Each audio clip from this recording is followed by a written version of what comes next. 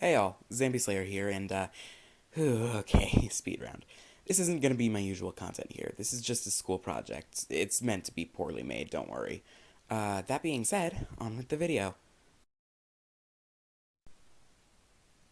Oh, hi. I'm Nick Carraway.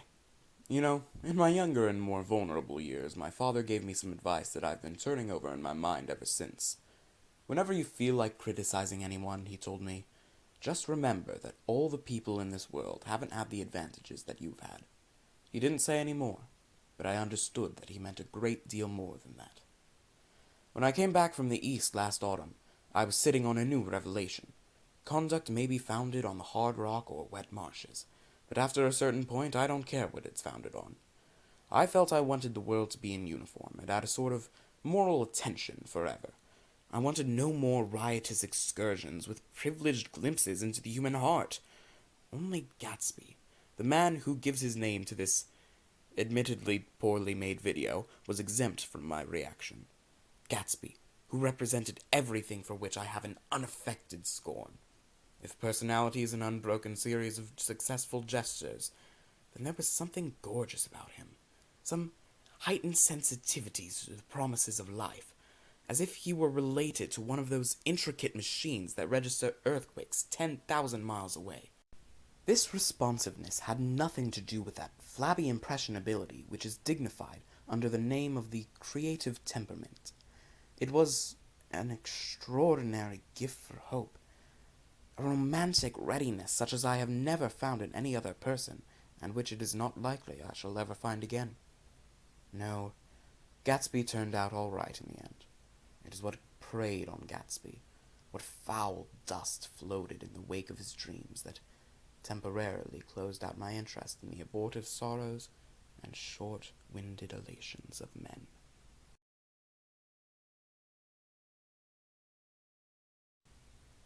Yes. Why, yes, Daisy, I'd love to. I'll be there at 3. All right. Goodbye. Nick, I'm glad you could come see the house. It's a nice place you have here. It is. It belongs to Domain, the oil man. We'll go inside. I'm paralyzed with happiness. Miss Baker. You know, I've heard it said that Daisy's murmur is only to make people lean toward her. Whether this criticism is true or not is irrelevant. It makes such a voice no less charming. They quite miss you back home. The whole town is desolate. All the cars have their left rear wheel painted black as a mourning wreath, and there's a persistent wail all night along the North Shore. Oh, how gorgeous. Let's go back, Tom, tomorrow. You ought to see the baby. I'd like to. She's asleep. She's 3 years old. Haven't you seen her? Never. Well, you ought to see her. She's... What are you doing, Nick? I'm a Bond man. Who with? Prophecy? Never heard of them. You will. You will if you stay in the East. Oh, I'll stay in the East. Don't you worry. I'd be a damned fool to live anywhere else. Absolutely. I'm stiff. I've been laying on that sofa for as long as I can remember. Don't look at me. I've been trying to get you to New York all afternoon. You live in West Egg. I know somebody there. I don't know a single... You must know Gatsby. Gatsby? What Gatsby? Who's Gatsby? I don't know Gatsby. What's a Gatsby? You make me feel uncivilized, Daisy. Can't you talk about crops or something? Civilization's going to pieces! The white race will be utterly submerged! It's scientific! What? Tom's getting profound. Reading all those books with long words in them. It's all scientific! It's up to us, the dominant race, to watch out, or these other races will have control of things. We are Nordics. I am, you are, and, well, you're a woman, so that doesn't really count. I love to see you at my table, Nick. You remind me of a rose, an absolute rose. Doesn't he? An absolute rose? We don't know each other very well, Nick. Even if we are cousins, you didn't come to my wedding. I wasn't back from the war. That's true. Well, I've had a very bad time, Nick, and I'm pretty cynical about everything.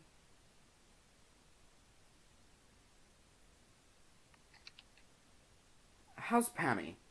I suppose she talks and eats and everything? Oh, yes. Listen, Nick. Let me tell you what I said when she was born. Would you like to hear? Very much. It'll show you how I've gotten to feel about things.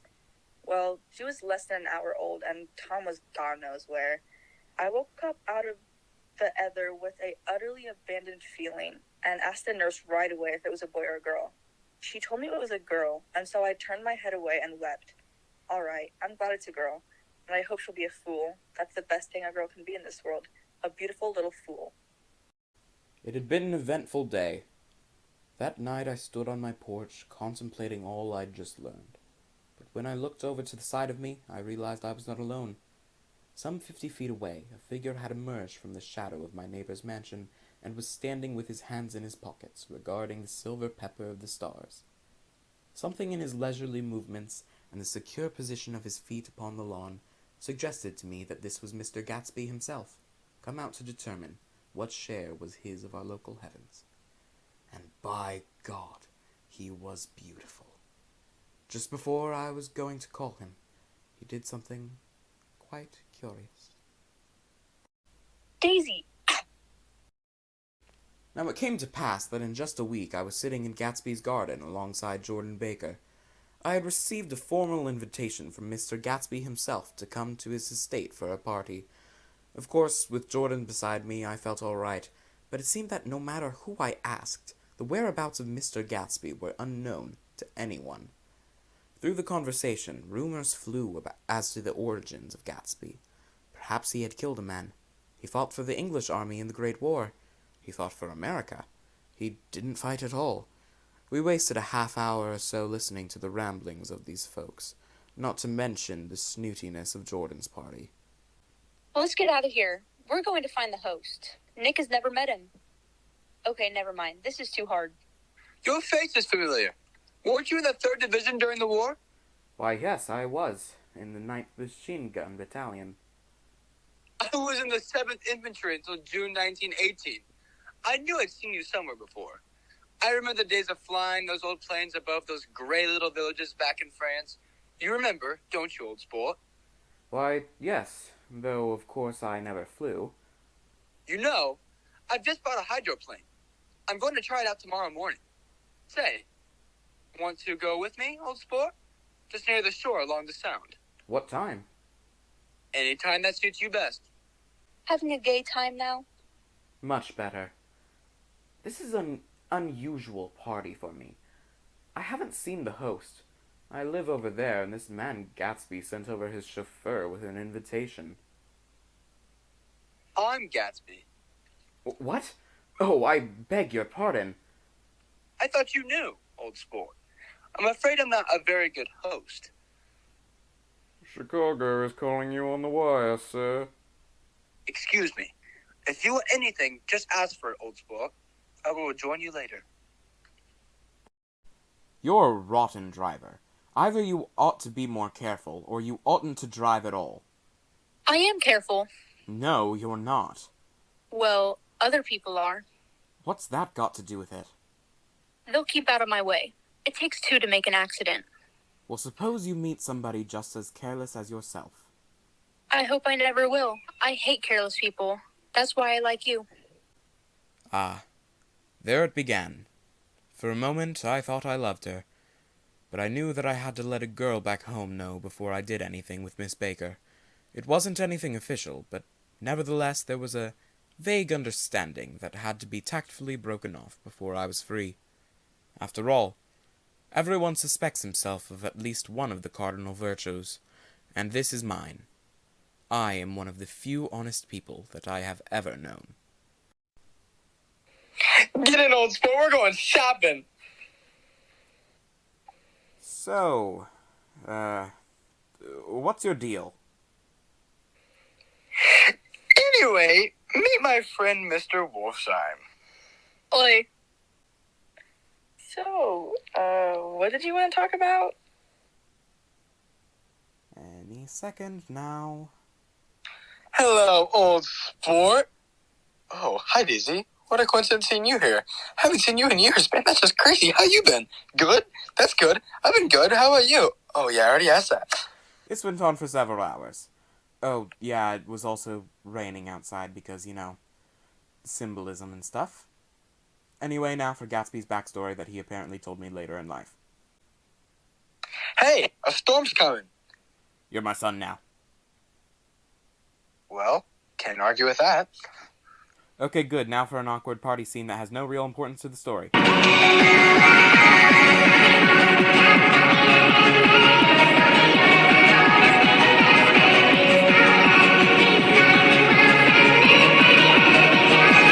So, somehow the Buchanans ended up inviting Gatsby, Jordan, and me to their house, which went about as well as you'd expect. The second Tom was out of the room, Gatsby and Daisy were all over each other. Daisy's kid shows up for drama, and Gatsby is shocked at the sight of her. The look on his face was one of complete and total loss. Oh, and also it's like hellishly hot because, symbology and stuff. Who wants to go to town? Oh, you look so cool. All right, to town it is. Shuffling out, Tom, Jordan, and I took Gatsby's car, while Gatsby and Daisy took Tom's car. Don't ask me why. On the way to town, we stopped at George Wilson's garage for gas. While there, it becomes apparent that Wilson had discovered his wife was sleeping with another man, but that man was Tom was still a secret. Tom, having seen the way Daisy stared at Gatsby, felt a small flicker of compassion for Mr. Wilson. I'll sell you my car. It'll make you a good deal of money, yes? Thank you. Don't mention it. And with this display played out, the three of us headed into town. We rented a suite in a hotel, and there we settled. All of us were so tense that we all howled in giddy laughter at the slightest remarks by a suddenly quick-witted Jordan. But the inevitable occurred, and a quarrel stirred up among us. It's so hot. Can't we open up another window? There aren't any more windows to open. And stop complaining, woman. You make the heat 10 times worse by crabbing about it. Why not let her alone, old sport? You're the only one that wanted to come to town. That's a great expression of yours, isn't it? What is? All this old sport business. Where'd you pick that up? Now, Tom. So, Gatsby, you're an Oxford man, eh? Not exactly. Oh, yes? I understand you went to Oxford. Yes, I went there. Must have been around the time my friend Biloxi went to New Haven. I told you I went there. I heard you, but I'd like to know when. It was in 1919. I only stayed 5 months. That's why I can't really call myself an Oxford man. It was an opportunity they gave to some of the soldiers after the armistice. We could go to any of the universities in England or France.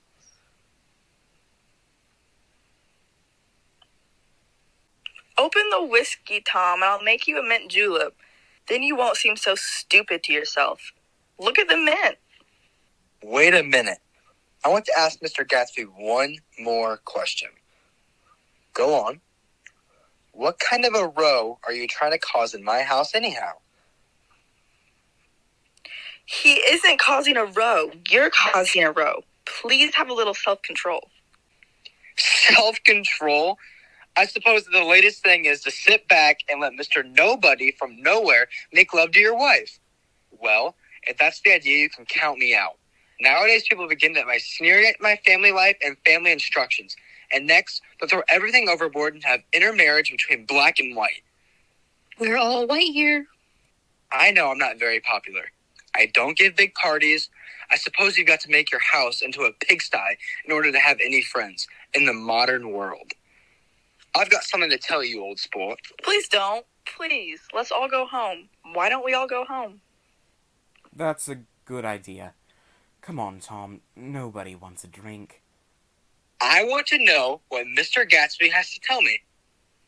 Your wife doesn't love you. She's never loved you. She loves me. You must be crazy. She never loved you. Do you hear? She only married you because I was poor and she was tired of waiting for me. It was a terrible mistake. But in her heart, she never loved anyone except me. For 5 years. 5 years. And you didn't know. You've been seeing this fellow for 5 years? Not seeing. No. We couldn't meet. But both of us loved each other all that time, old sport. And you didn't know. I used to laugh at sometimes to think that you didn't know. Oh, that's all. You're crazy. I can't speak of what happened 5 years ago because I didn't know Daisy back then. And I'll be damned if I see how you got within a mile of her unless you brought the groceries to the back door. But all the rest of that's a goddamn lie. Daisy loved me when she married me, and she loves me now.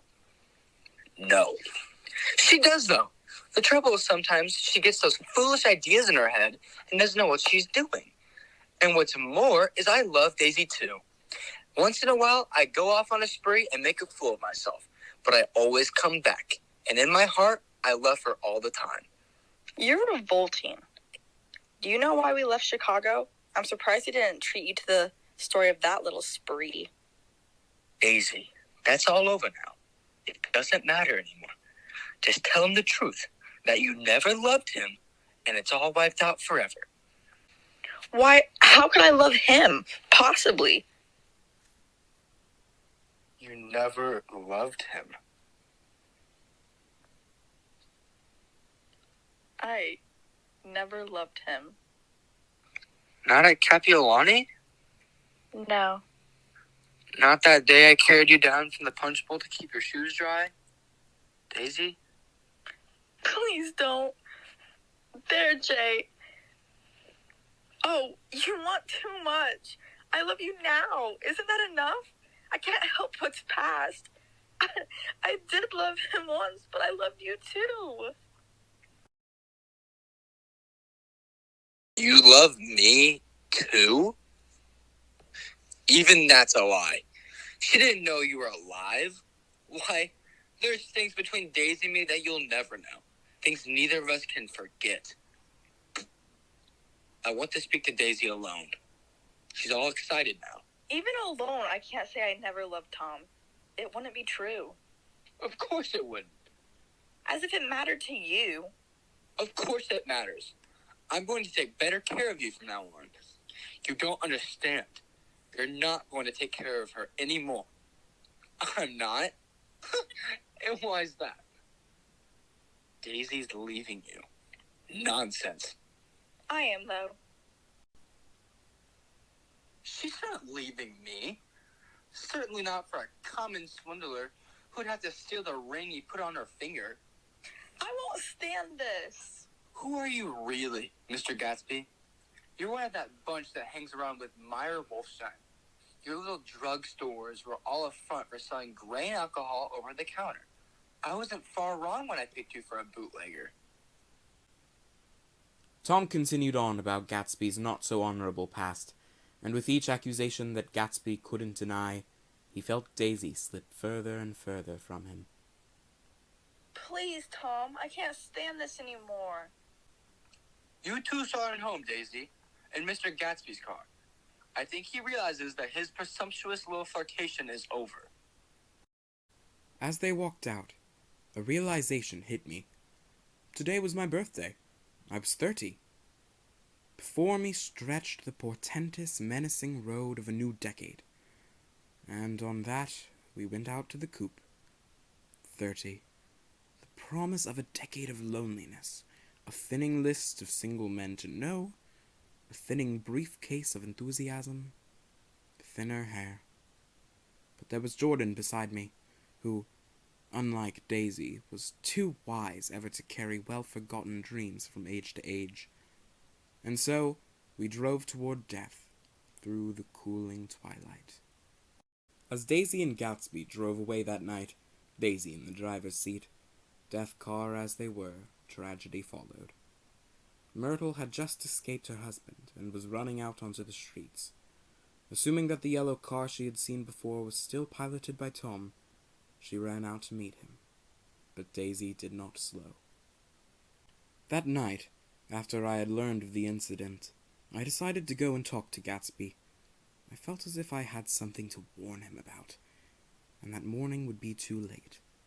It was then that he told me the story of his past, his encounter with Dan Cody. We sat and talked for hours, and before we knew it was almost daybreak. As I said goodbye and began my way across his lawn, I turned. "They're a rotten crowd. You're worth the whole damn bunch put together." I've always been glad I said that.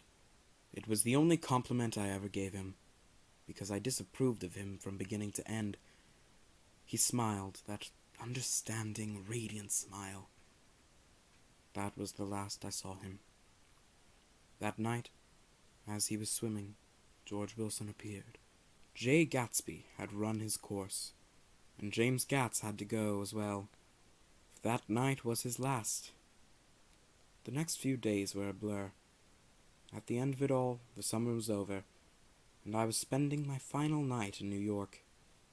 As I sat on Gatsby and my shared lawn, peering over the bay, I thought of Gatsby's wonder when he first picked out the green light at the end of Daisy's dock. He had come a long way to this blue lawn, and his dream must have seemed so close that he could hardly fail to grasp it. He did not know that it was already behind him, somewhere back in that vast obscurity beyond the city, where the dark fields of the Republic rolled on under the night.